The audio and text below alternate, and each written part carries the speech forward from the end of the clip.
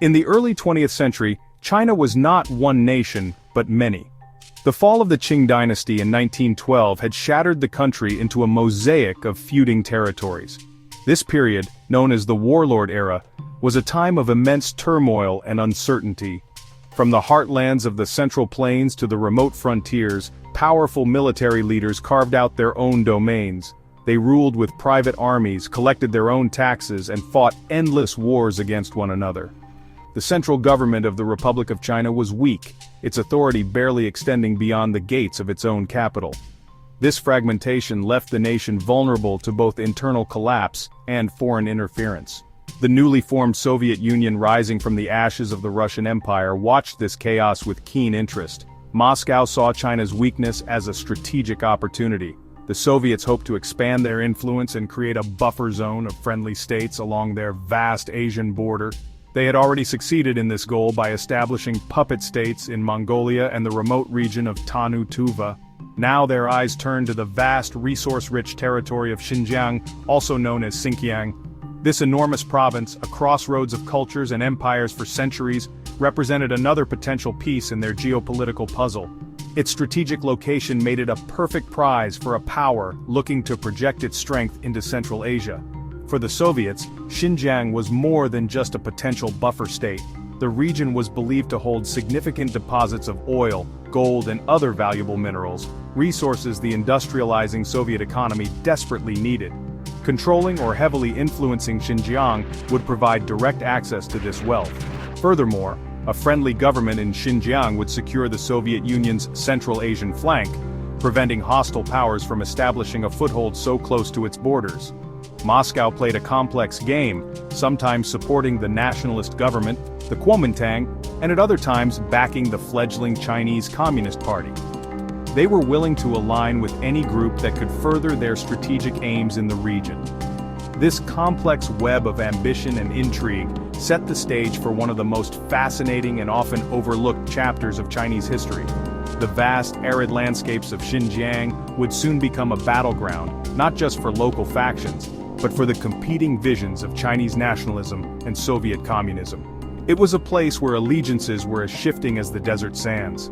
Into this volatile environment stepped a man whose ambition and cunning would shape the destiny of the region for over a decade.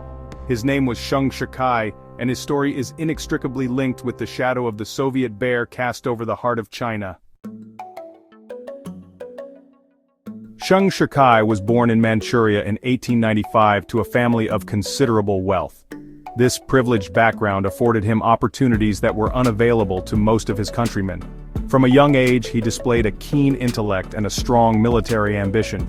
Seeking the best education possible, he traveled to Japan, a nation that was then a rising military power in Asia. He enrolled in the prestigious Tokyo Military Academy, a crucible where many of Asia's future military and political leaders were forged.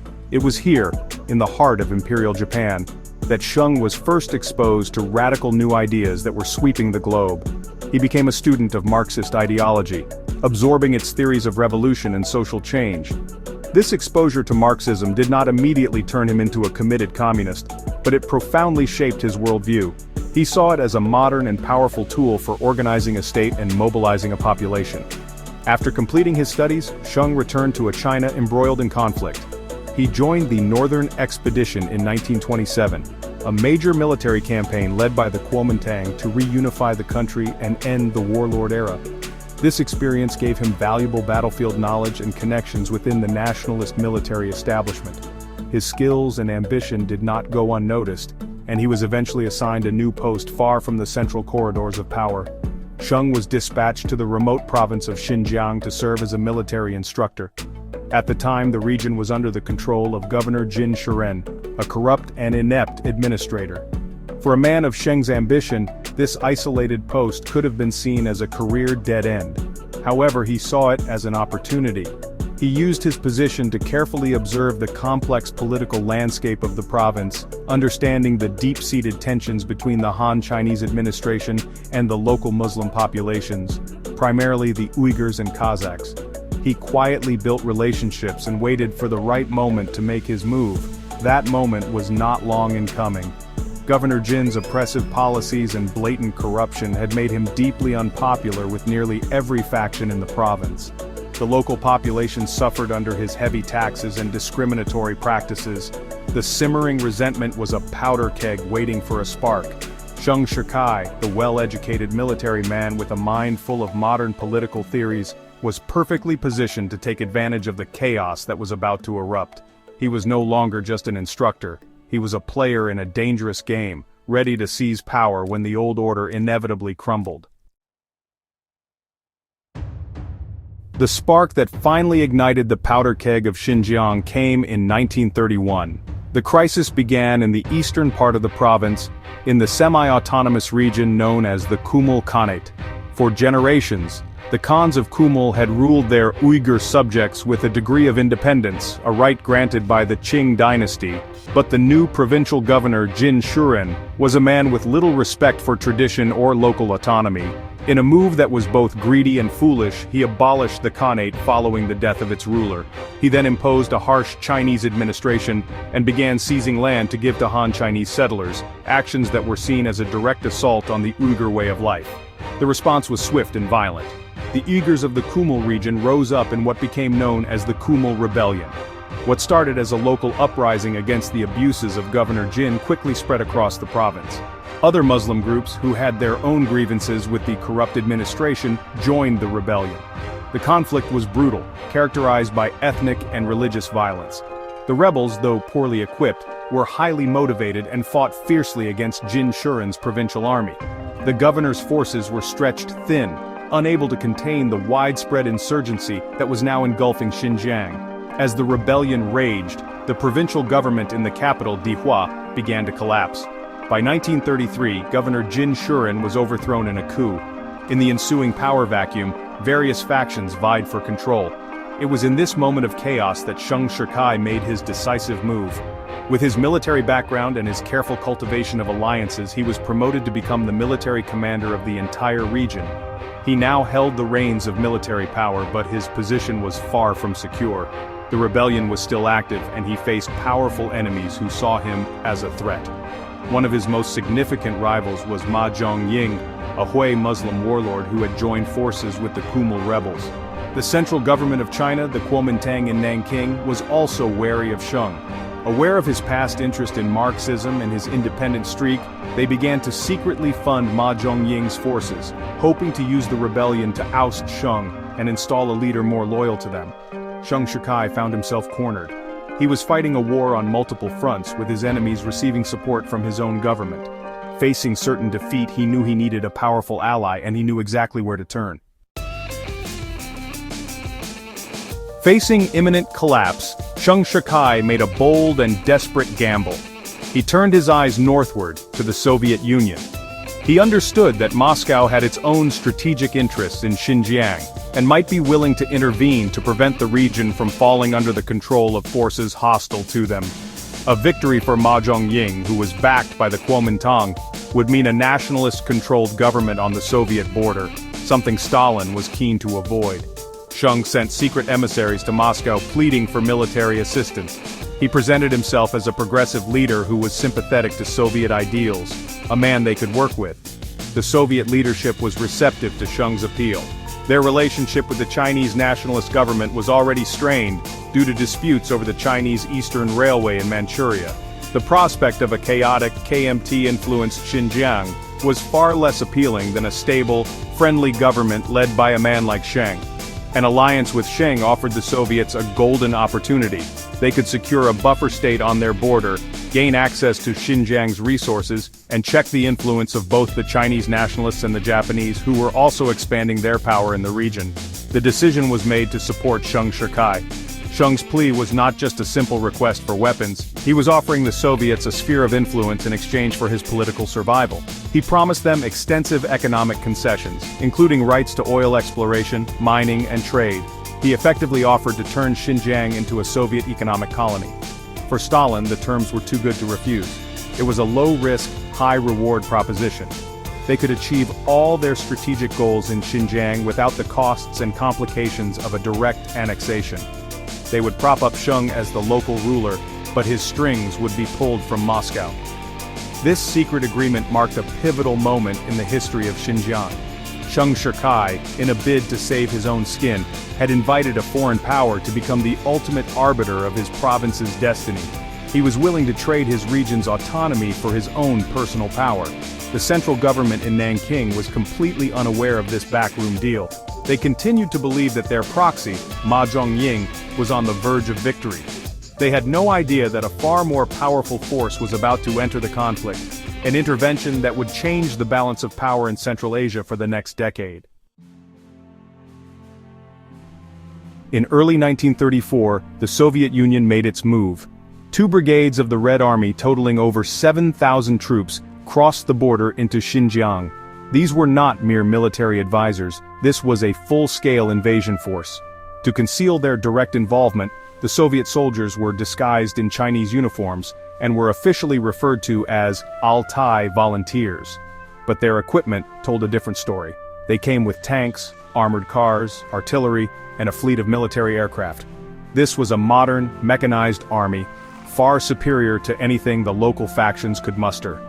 The Soviet intervention was swift and decisive. The forces of Ma Zhongying and the Uyghur rebels, who had been on the brink of capturing the provincial capital, were suddenly faced with a technologically advanced enemy. They fought back bravely, but their cavalry charges and outdated rifles were no match for Soviet tanks and airplanes. The Soviet Air Force bombed rebel positions, scattering their forces and breaking their morale. On the ground, the Altai Volunteers methodically pushed back the rebels, securing key cities and supply routes. The tide of the war turned almost overnight. Sheng Shikai, who had been facing certain defeat, was suddenly in a position of overwhelming strength. The Chinese nationalist government in Nanking was caught completely by surprise. They received reports of the invasion but were largely powerless to act. They were already preoccupied with a far greater threat, the aggressive expansion of Imperial Japan in Manchuria and northern China. Chiang Kai-shek, the leader of the KMT, had to prioritize his resources. He could not afford to open a new front against the Soviet Union over a remote province like Xinjiang. Protesting the intervention would risk a wider international conflict that China was in no position to win. Reluctantly, Nanking was forced to turn a blind eye, tacitly accepting the Soviet takeover of the region. By the end of 1934, the rebellion was crushed. Ma Zhongying was defeated and fled into Soviet territory, where he disappeared from history. The remaining rebel groups were scattered and subdued. Xinjiang was now firmly under the control of Sheng Shikai, but his victory had come at a steep price. He was the undisputed ruler of the province, but his throne was propped up by Soviet bayonets. The Soviet Union did not withdraw its forces completely. They maintained a military presence and a network of political and technical advisors who would ensure that Sheng honored his side of the bargain. A new era had begun for the region, the era of Soviet Xinjiang. With his power secured by Soviet arms, Sheng Shikai set about transforming Xinjiang. He was no longer just a warlord. He presented himself as a modernizing reformer. To legitimize his rule and lay out his vision for the province, he introduced a program known as the 6 Great Policies. These policies were heavily inspired by Soviet models of governance and social engineering. The 6 pillars of his program were anti-imperialism, friendship with the Soviet Union, racial and national equality, clean government, peace and reconstruction. On paper, it was a progressive and ambitious agenda designed to bring stability and prosperity to a war-torn land. Under the banner of these policies, Sheng initiated significant reforms. He promoted the idea of ethnic equality, giving official recognition to Uyghur and other non-Han languages and cultures. This was a stark contrast to the oppressive assimilationist policies of his predecessor, Jin Shuren. He established schools, published newspapers in local languages, and appointed members of ethnic minorities to government positions. Economically, he launched modernization projects with Soviet assistance. Technicians and engineers from the USSR helped build roads, factories, and hospitals. These efforts led to a tangible improvement in the living standards for many people in the province. However, the foundation of this new order was the unwavering alliance with the Soviet Union. Friendship with the Soviets was not just a policy, it was the central organizing principle of his state. Soviet advisors were embedded in every level of his government and military. the provincial economy became deeply integrated with the Soviet Union's. A secret 1940 agreement granted the Soviets a monopoly on exploiting Xinjiang's mineral resources, including its valuable oil, tin, and tungsten deposits. Xinjiang's trade was almost exclusively reoriented northward to its powerful patron. The province effectively became a Soviet economic satellite. Sheng even adopted the symbols of his patrons. A new flag was designed for his army, featuring a six-pointed star to represent his six great policies. He celebrated Soviet holidays and promoted communist ideology throughout the province. In 1938, he secretly joined the Communist Party of the Soviet Union, receiving his party card directly from Moscow. To the outside world, he maintained the fiction that Xinjiang was still a part of China. But in reality, he was ruling his domain as a Soviet-style dictator, a king of Xinjiang whose power was entirely dependent on the goodwill of Joseph Stalin. While Sheng Shikai publicly promoted policies of peace and clean government, the reality of his rule was far darker. Just as he mimicked Soviet models of economic development, he also emulated Stalin's methods of political control. In 1937, as Stalin's Great Terror was raging in the Soviet Union, Sheng launched his own brutal purge in Xinjiang. His goal was to eliminate any and all potential rivals, real or imagined, and to cement his absolute control over the province. The purge was a systematic campaign of arrests, torture, and executions that targeted anyone deemed a threat to his regime. The wave of terror was orchestrated with the help of Soviet secret police, the NKVD, who provided expertise in interrogation and repression. Sheng's secret police force arrested thousands of people. The victims came from all walks of life. They included intellectuals, former government officials, local community leaders, and even many of the communists who had helped him rise to power. He accused his victims of being Trotskyists, Japanese spies, or imperialist agents, the same catch-all labels used in Stalin's show trials. Confessions were extracted through brutal torture, and the accused were summarily executed or left to perish in prisons. Among the most prominent victims were many of the very Soviet officials who had been sent to help him. Sheng was deeply paranoid, fearing that Moscow might one day decide to replace him with a more pliable puppet. He accused several high-ranking Soviet consular and military officials of plotting against him and had them arrested and executed.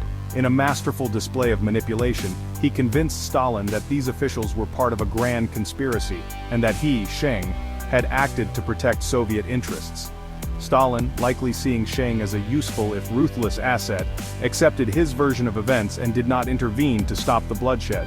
The purge effectively destroyed any organized opposition to Sheng's rule. He had created a climate of pervasive fear where no one dared to challenge his authority. He had succeeded in making himself the absolute master of Xinjiang, but his brutality had also planted the seeds of his own destruction. He had alienated many of his own subordinates and proven himself to be an untrustworthy and volatile partner. While his power seemed unassailable in the late 1930s, his web of deceit and terror had made his position incredibly fragile. His survival depended entirely on the delicate balance of power between the Soviet Union and China, a balance that was about to be dramatically altered by the Second World War. The outbreak of war in Europe, particularly Germany's invasion of the Soviet Union in June 1941, dramatically changed the geopolitical landscape. The Soviet Union was suddenly fighting for its very survival on its Western Front. All of its resources and attention were focused on repelling the Nazi invasion. The remote province of Xinjiang, once a key strategic asset, became a secondary concern for Moscow. Sheng Shikai, an astute and opportunistic political survivor, saw this shift immediately. He began to believe that the Soviets might lose the war. He concluded that his long-term survival now depended on mending fences with the Chinese nationalist government. Sheng calculated that with the Soviets preoccupied, he could pivot back towards the Kuomintang without immediate retaliation from Moscow. He began making secret overtures to Chiang Kai-shek's government, which had relocated to the wartime capital of Chongqing. In July 1942, Sheng made his move. He publicly demanded that the Soviet Union withdraw all of its military forces and technical personnel from Xinjiang. He accused his former patrons of subversive activities and plotting to annex the province. It was a stunning reversal. The man who had invited the Soviets in and joined their Communist Party was now positioning himself as a loyal Chinese patriot defending the nation's sovereignty. The timing of his betrayal was perfect. The Soviets, reeling from the German advance, were in no position to call his bluff. They could not spare the troops or resources to force him back into line. Grudgingly, they complied with his demands, and began pulling their people out of Xinjiang. Sheng, however, was careful not to cede all control. While he welcomed KMT officials and aligned himself with Chongqing, he did not allow the nationalist army to enter his province. He intended to remain the master of his own domain, now under the flag of the Republic of China instead of the Soviet Red Star. For 2 years, from 1942 to 1944, Sheng ruled Xinjiang as a KMT-aligned governor. He cracked down on the very communists he had once promoted, executing many of them, including Mao Zedong's own brother, Mao Zemin, whom Sheng had previously invited to Xinjiang as a financial advisor. He enthusiastically supported China's war effort against Japan, providing resources and securing the northwestern frontier. He had successfully navigated a treacherous political shift, abandoning one patron for another at the most opportune moment. It seemed as though his masterful political maneuvering had once again guaranteed his power, but his penchant for duplicity would soon lead him to make one final, fatal miscalculation. By 1944, the tide of the Second World War had turned again. The Soviet Union had weathered the German invasion and was now decisively pushing the Nazi army back towards Berlin. It was clear that the Allies were going to win the war. Sheng Shikai watched this development with growing anxiety. He feared that once the war was over, a victorious Stalin would seek revenge for his 1942 betrayal. At the same time, he worried that his support for the Chinese war effort might provoke a Japanese attack on Xinjiang. His paranoia, which had served him so well in the past, now began to cloud his judgment. In a final, desperate attempt to secure his position, Sheng decided to switch his allegiance one more time. He believed he could play the same game he had played in 1934. He secretly contacted the Soviets again, expressing his regret for his past mistakes and requesting a second Soviet intervention to help him secure Xinjiang. To prove his renewed loyalty to Moscow, he began arresting the Kuomintang officials he had recently welcomed into his government. He was trying to turn the clock back, to restore the protectorate that had kept him in power for nearly a decade. But this time, Moscow was not interested. The geopolitical situation had changed. The Soviet Union's relationship with the Chinese nationalist government had improved as they were now allies in the global war against the Axis powers. Stalin saw more value in maintaining a stable relationship with Chiang Kai-shek than in propping up an unreliable and treacherous warlord like Sheng. When Sheng requested another invasion, the Soviets simply ignored him. Instead, they informed the nationalist government in Chongqing of Sheng's treasonous plot, sealing his fate. The Kingmaker had run out of patrons. The nationalist government acted swiftly. Presented with clear evidence of his treachery, Chiang Kai-shek had all the justification he needed to remove Sheng from power. In August 1944, Sheng Shikai was officially dismissed as the governor of Xinjiang. He was offered a face-saving but powerless position as the Minister of Agriculture and Forestry in the central government, forcing him to leave the province he had ruled as his personal kingdom for over a decade. The KMT army finally moved into Xinjiang, bringing the region under the direct control of the central government for the first time in years. Sheng's era was over. He would eventually retreat to Taiwan with the nationalists after their defeat in the Chinese Civil War, living out his days in comfortable obscurity until his death in 1970, a forgotten relic of a turbulent age.